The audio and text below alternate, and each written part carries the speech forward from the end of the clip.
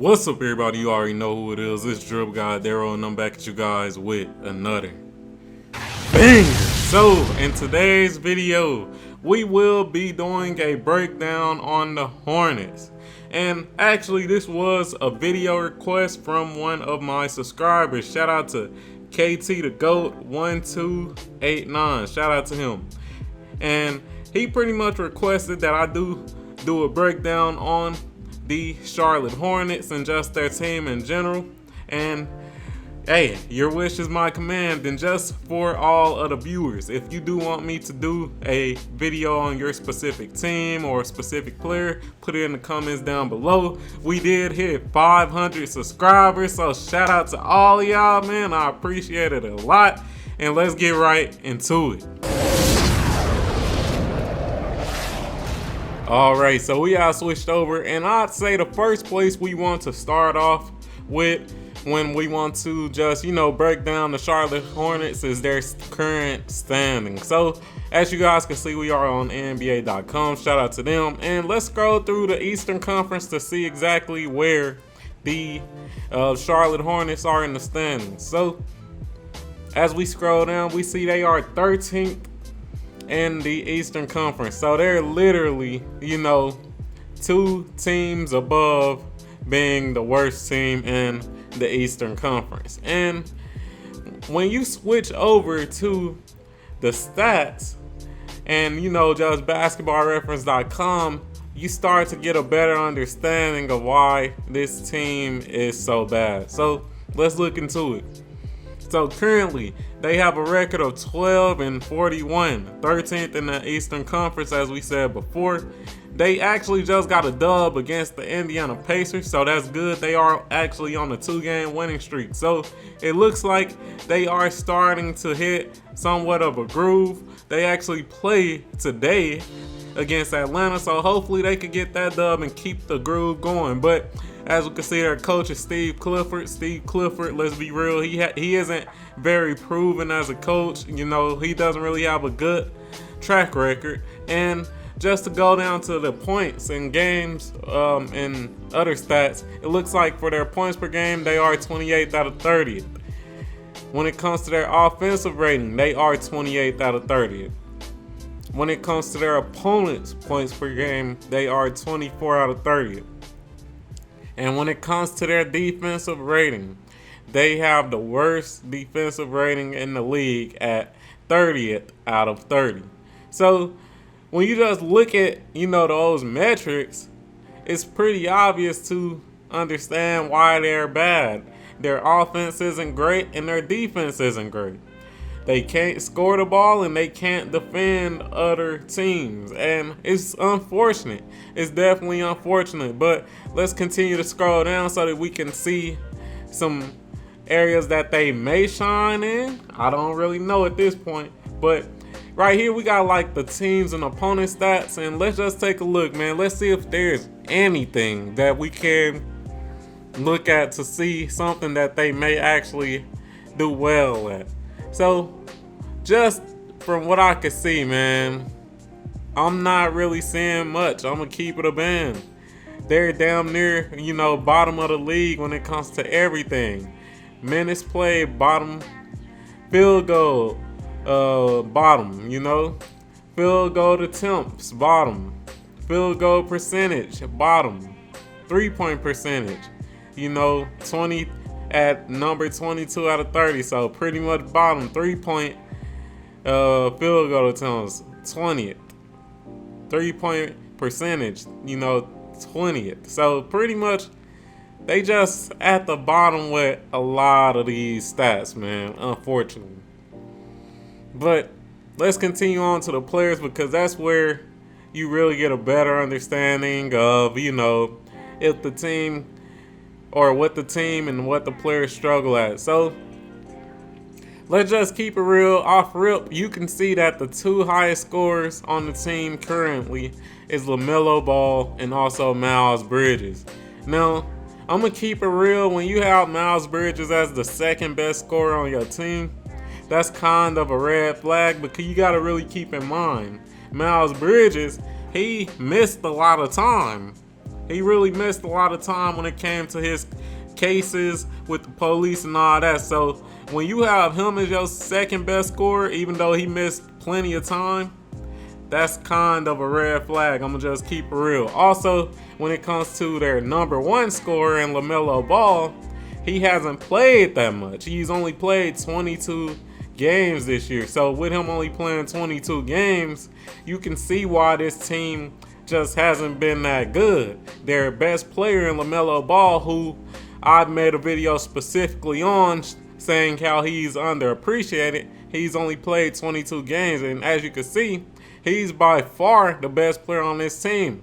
8 rebounds per game, 8 assists per game, 5 rebounds per game, 24 points per game. Just pretty good. 35% from 3, league average 43%, which is below league average, but you can see why this team has been struggling. They don't have their best player. Terry Rozier actually got traded, so they don't have him no more. So when you just put everything together, you can understand why this team is struggling. Gordon Hayward, I don't believe they have him anymore. He got traded. So that's another player that isn't on the team. And let's be real, he was okay, but he just wasn't that great. 46% from the field, 36% from 3. So he just wasn't that great. I believe PJ Washington also got traded. So that's tough too. I actually kind of liked him a little bit, to be honest. Now, he was having a struggle of a season, but yeah, I actually felt like he had a little potential. But speaking on potential, I'll say the player that I feel like definitely has the most potential on the team besides LaMelo Ball is Brandon Miller. And just hold off on him for now. We gonna get to him, but I do just want to talk about some of the new pickups that they got, just to give them some of their flowers. So they got Seth Curry. I think Seth Curry can definitely help this team, with his shooting. He's only played 2 games so far, so that's unfortunate, let's be real, but I do think that he could definitely help this team a little bit. Also, let's keep scrolling down, see who else on this roster. Besides that, I'm gonna keep it real. Besides that, the rest of the role players, they definitely like hit or miss. I believe Ish Smith got traded. I believe he did. I believe he got traded. Yes, I definitely think that Seth Curry will help the team with his shooting, because let's be real, this team doesn't have a lot of good shooting. And just to go back to, the star shining bright on this team, I got to talk about Brandon Miller. Brandon Miller by far is the player that I'm most intrigued with on this team. As you can see, he's only 21 years old. This is his rookie year, and he has shown me signs of stardom. I'm going to keep it real. Now, his percentages and stuff, they may not jump out on the board, but let's just take a look at it, man. 44% field goal, which isn't that great. I'm going to keep it real, but he does have a 38% three-point percentage on 6 attempts, which is great. Now, to continue on, he was averaging 4 rebounds and 2.3 assists, and he's averaging 16.4 points per game. Now, just to move on and go a little further, I also want to just speak on Grant Williams. Grant Williams, his fit didn't necessarily work too well with Dallas, but I do believe he can provide a little more toughness on his team. And, he's a pretty big body. He could possibly, help on the defensive end for this team. And so far, he's been averaging 18 points in only 2 games. So there is some potential.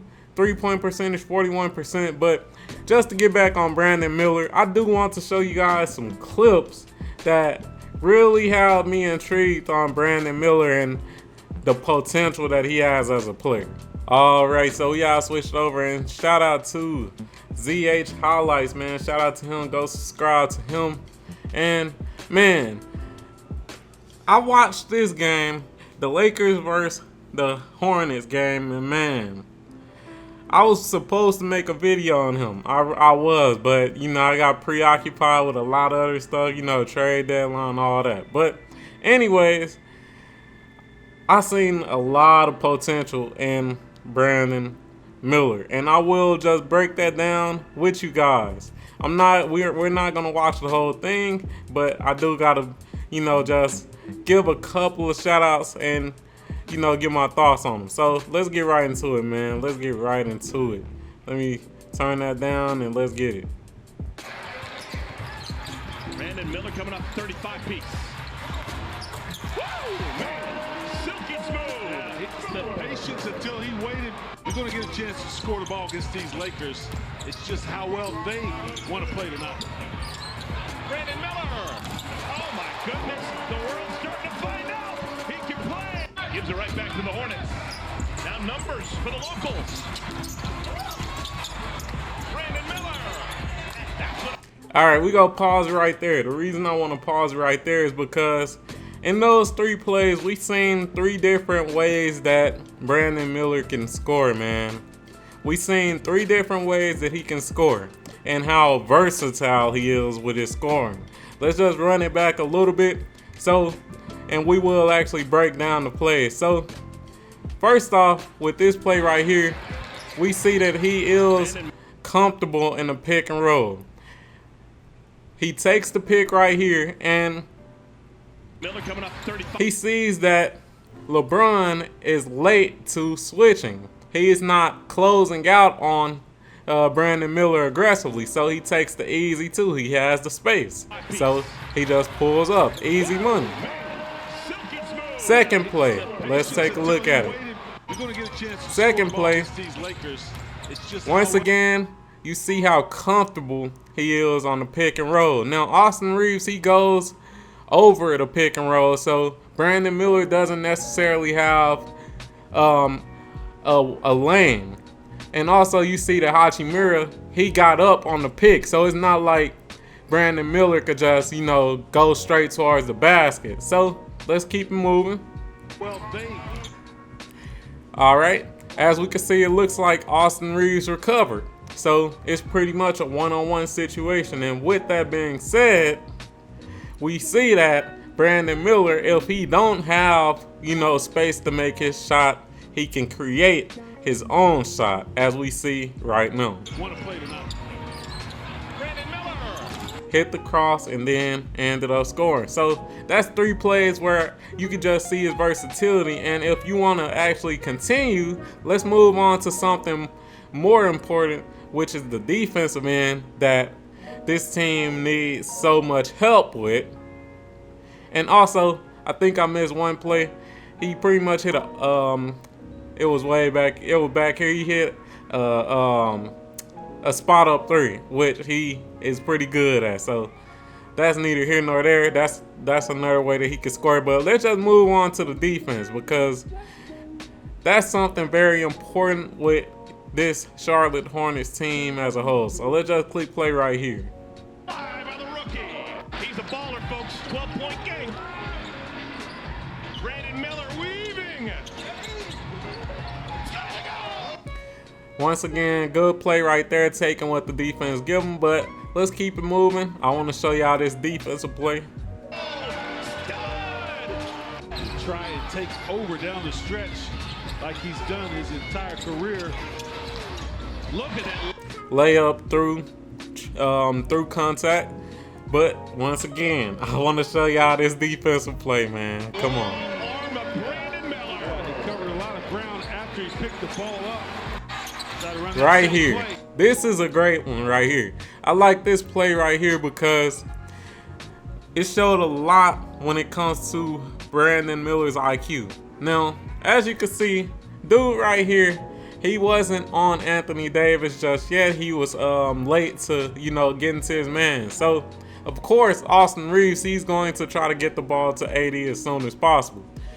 Brandon Miller, he read that, and just using his God-gifted gifts, such as his length and athleticism, he ended up stealing that ball. So that was a good play to show Brandon Miller's, you know, just good basketball IQ and anticipation. So you can see that potential that he does have on the defensive end, and then we're off to the races. And yeah, with the dunk. But hey, man, I think we could close the video out on that, man. Let's keep it real.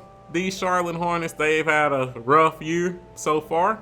They definitely have had a rough year so far, but I think that's just due to LaMelo Ball not being healthy. And of course, they lost Terry Rozier, who was their second best scorer.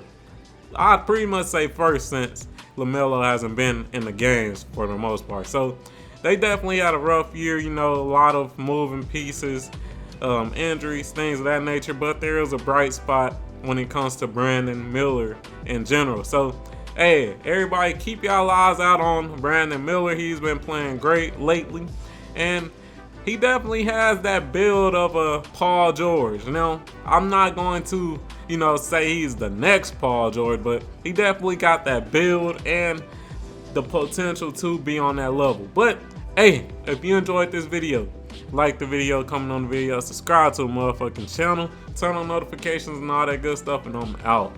Peace.